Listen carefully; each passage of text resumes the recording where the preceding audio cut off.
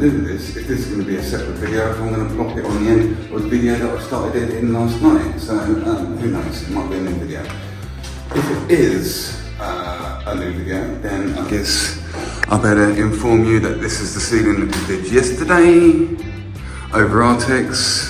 We've done quite a bit in this house. It's all the ceilings were previously this Artex. The customers here have been scraping it back. As you can see, taking the worst bits off. This pattern is called a broken leather, and I knew the guy that did it a long time ago, and I haven't seen him for years and years and years because he's moved to Australia, and it's somebody that I've worked with quite extensively when I was just a wee little Padawan and he was my Jedi Master, and we rode around the galaxy plastering things, much like Anakin Skywalker and Obi-Wan Kenobi. So, yeah, the pattern was very, very heavy, and that's why it's needed a lot of scraping back, and the customer's done a very good job of it. So today, really, we're coming to the end of this job. We've done the ceilings and everything upstairs. This was the awkward kitchen. I just showed that a little bit earlier in the previous video. So all we need to do is address this little area here, the hallway, as soon as we come into the property. Now, they've had a go at doing a little bit of filling around here, but you can't see too much at the moment because the light is not showing it. But I did notice when I came here the other day when the lights were shining up, it showed up quite a lot of undulation. So we're going to do what we can and touch these walls up. But this is our main area of concern, and this is a bit that really kind of annoys me here. And it is, as soon as you walk in through the door, look, you can see that. So we're going to have to mess around with a little bit of fancy beading to sort this handrail area out. This is hardboard, which is painted, and as you can see here, look, it looks like there used to be Artex on it, and somebody skimmed over that, and on top of that, here's lining paper. So we're going to have to get some beads up here, and just play around with it, and obviously take the ceiling out, and take this angled bit of ceiling out on the stairwell. Now you'll notice that that has had a mixture of bonding and hardwall, and I ruled it. I've got a rule to span, so we put a stop bead here, put a regular bead here, and quite often these stairwells are quite twisted. So we took time to parallel these two lines up, this one down here and this one, because obviously as you come down the stairs or up the stairs, you do get an opportunity to see those, and if they are out in any direction, they will really stick out like a sore thumb. So first things first, let's get some beads out and start playing around with this. A regular bead, thin coat for going over plasterboard, and this is a thin coat stop bead, and as it suggests, it's for when you need to stop plaster. You see it's half a bead. A fiddly-da, fiddly-dee. It's Eric, the half a bead. A ho-ho-ho, hee-hee-hee. It's Eric, the half a bead. What is this from my imaginary? A bead half asleep upon my knee. How does it go? I can't remember the lyrics to the song. If you don't know what I'm talking about, it's probably best you look up Monty Python, Eric the half a bee. I don't know why they're more expensive than regular beads since they're half a bead, but nevertheless, I love them. I love them carnally. Okay, tin snips to cut the bead. As you can see, they slide straight through. But with these stop beads, it's very easy with the tin snips to cause a sharp pimple on this area here. So you might need to file it down or just carve it round a little bit, because you don't really want these sticking out on a joint. To fix, we're using a stapler. Okay, a bit of a tricky camera angle, I know, but let's do what we can here. So look, we can get this bead just to sit up here and there, and then I rarely use a tape measure. Just let me get up there so I'm overstretching a bit. Yeah, I rarely use a tape measure. I prefer to trim beads off maybe a little bit long and hold them up and see exactly the position that it needs to come to. So now I'm just holding my finger there. Snip that little bit so we don't pimple it. Got my mark.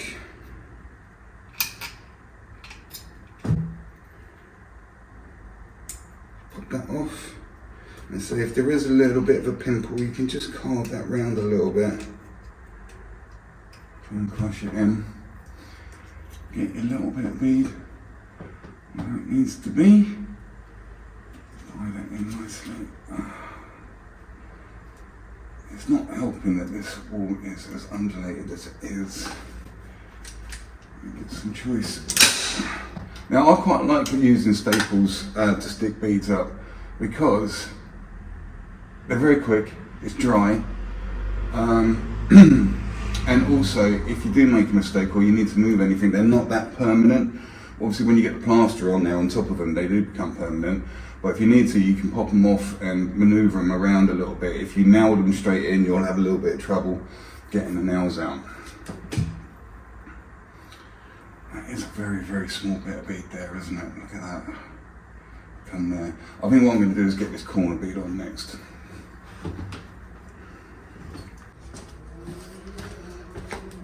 Okay, so again, I've trimmed this bead to roughly the height we want it. Let's go this way. We've got square machine edge, and I want that square machine edge to hit that.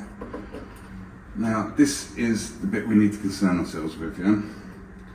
So we need to kind of come up and hit that. So if I just get my finger on there, what I tend to do is cut it at a little bit of an angle. These beads don't tend to pimple up quite so much.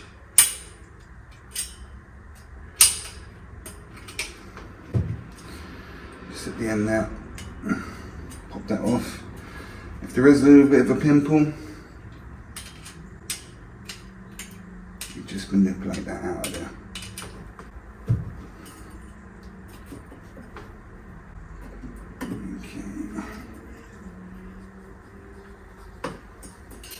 Tiny little bit long.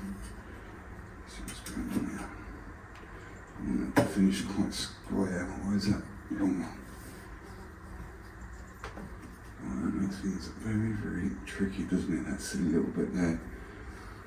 It might be worth, because we've got this silly little bit here, not putting a bead on there at all, and then when our plaster goes, we can use our trowel just to cut that off and put a sharp edge on it. I am going to see if I can get away with putting a bead up there.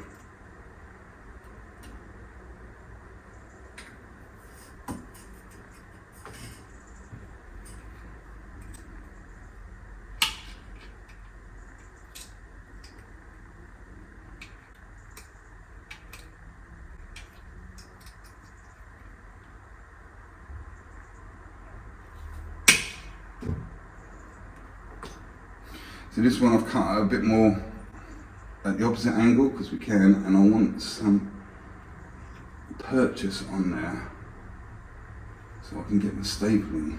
Let's get this one and see how this looks. I might get away with this. And, the other thing is we want it to look square, we don't want it to be bending around. So yeah, we've got a staple in. See how that fits now. Okay, so that is a smidgen long. Let's just trim a tiny little bit off of that.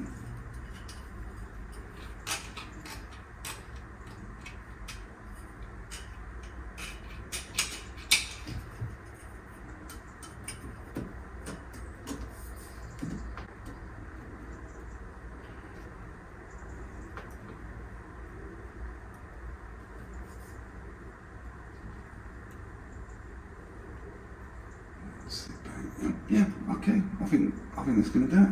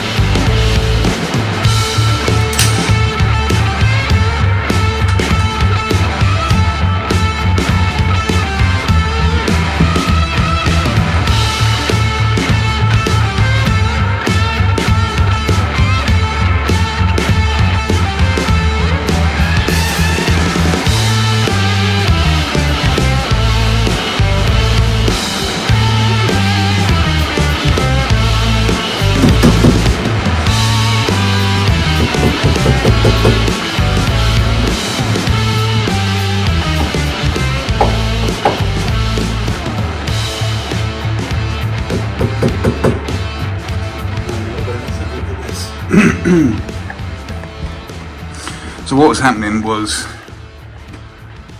this line here, this one up here, was tipping out a bit too much for me, for my liking. So I needed to get some staples up here. Look. It was quite tricky to get it in there. See the staple there, look. And then I needed a couple more on here, look, really close. So yeah, it was quite tricky. I do think that is going to look so much better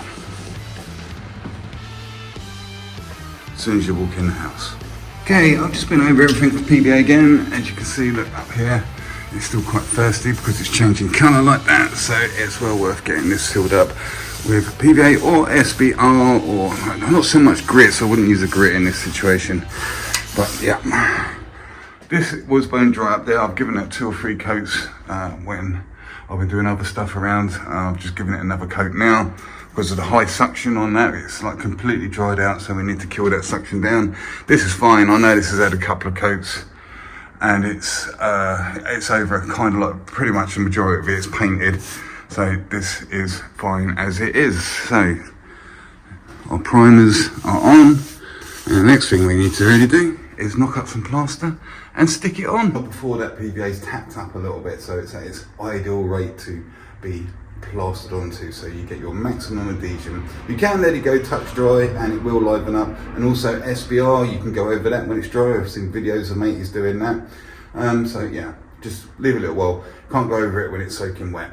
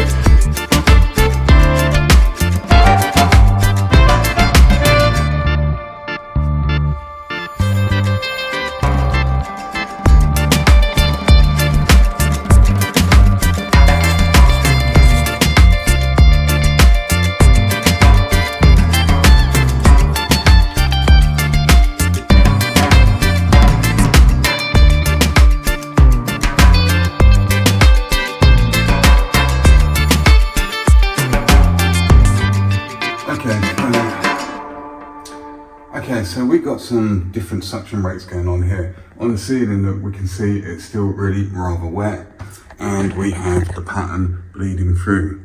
On here, it's pretty much gone, and on here, it's well advanced.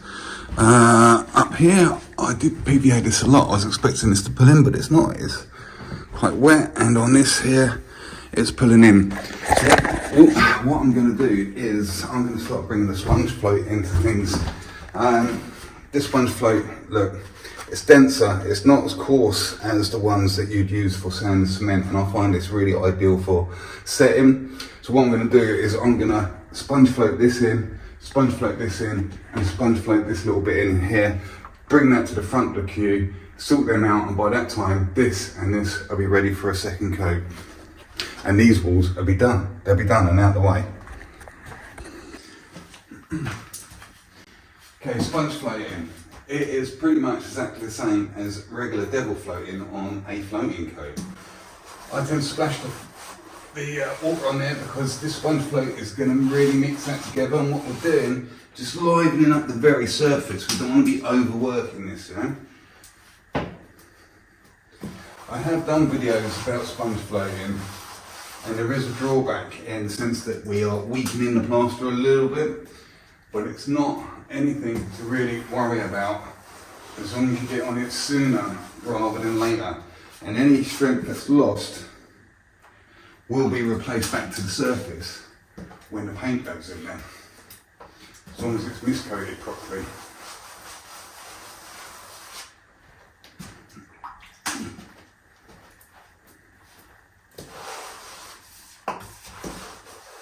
So you have plenty of water on there. If you feel sponge float sticking, dragging at all, more water.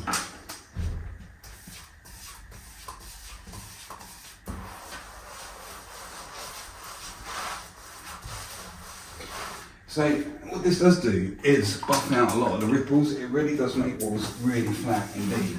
I mean, if you're familiar with sponge floating and have scrutinised what you can and can't do with it, you will know. If you get a light and shine your light down the wall, casting shadows, the difference between the sponge float that's been done nicely and just a regular two coat with no sponge, the sponge float tends to be quite a bit flatter. Sponging does get a bit of a bad name because it's easily abused. If you're on site and somebody knocks up a really washy coat plaster and they get on meters and meters and meters, and then they do this to it and it shrinks back, they overwork it, it can be a right mess.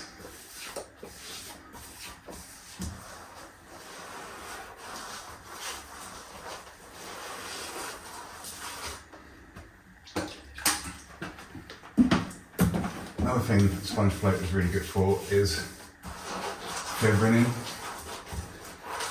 And here, a couple of little hard lumps come from somewhere. It's really good for feathering out, getting rid of this line. Because, you know what I mean?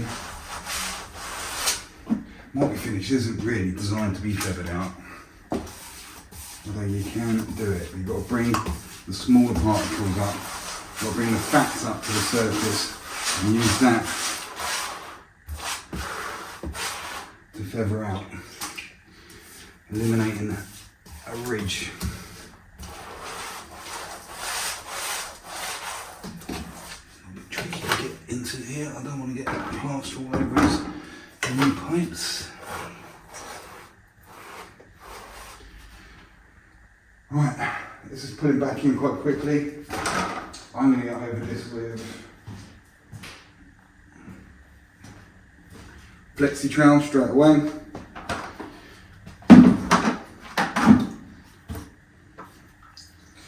So obviously one of the worst things you can do is sponge float up too much and have those lines and everything to pick up. Let me show you what's going on here. So you can see the textures that we got now. It's counterintuitive, I know, But now this is livened up and it's kind of like our second coat. Now, you really do need to get back on this sooner rather than later. Because obviously the worst thing you can do is leave this to pick up and it goes off on you with all these lines in it. And then you're going to have to knock up another coat. So what's happening here is, as we get going, we start getting a bit of residue off. This doesn't come out the wall. This is what we're using as like a second coat. We push that back into the wall.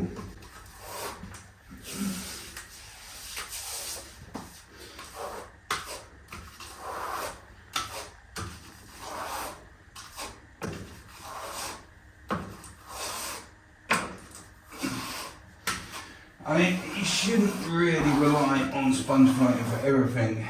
I do know some guys that do.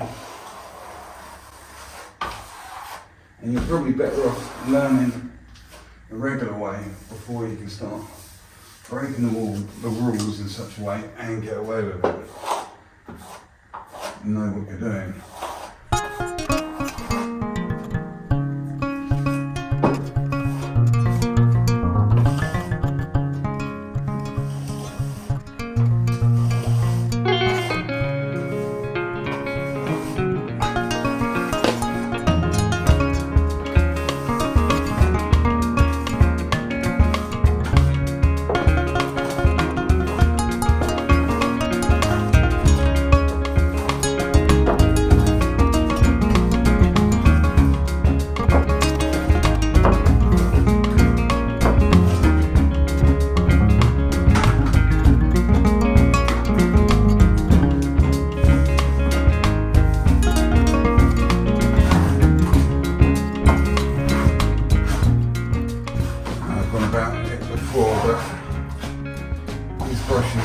Tapered edge on it, brilliant for doing things like tidying up around clothing. Got a massive great big wet brush, you can't sort of do that sort of stuff. It's just not delicate enough.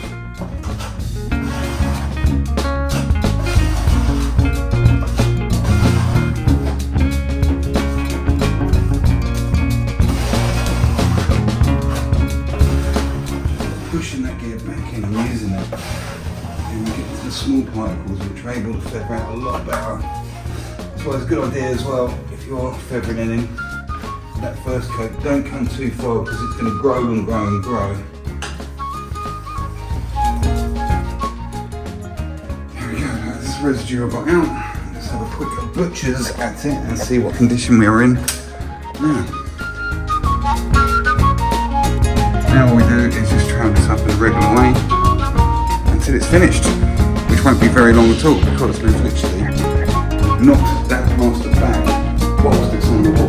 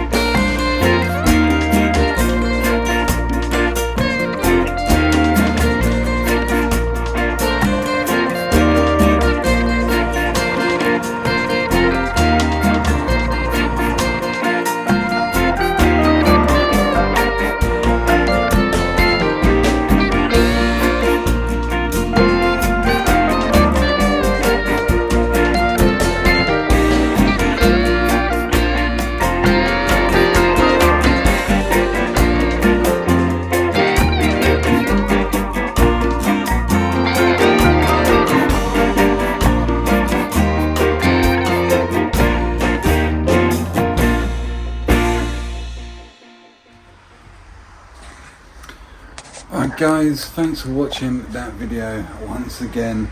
There's a few thumbnails at the end, only because I really like that little tune we found, that little reggae tune, and I just wanted to pad out the video just to get the last little drabs of that last little tune in. I forget what it's called. I don't know. Anyway guys, yeah, thanks for watching that video. It's much appreciated. If you do enjoy it, please do like and subscribe. I'll tell you what, why don't you just share it all over the place? That would really help me out. We've got more videos coming. Let's wrap this one up. There's a Facebook page, Plaster Master Smurf 74. If you want to talk to me and other plasterers, come on over there. It's much better for engagement, to be able to communicate a little bit better. It's a little bit easier on Facebook rather than on the YouTube platform where all the comments come underneath the videos and stuff. It's much easier on Facebook, I find anyway, and I get to see what you look like. So guys, thanks for watching again, and I'll see you on the next video, which will probably be tomorrow. Probably. Alright, take it easy.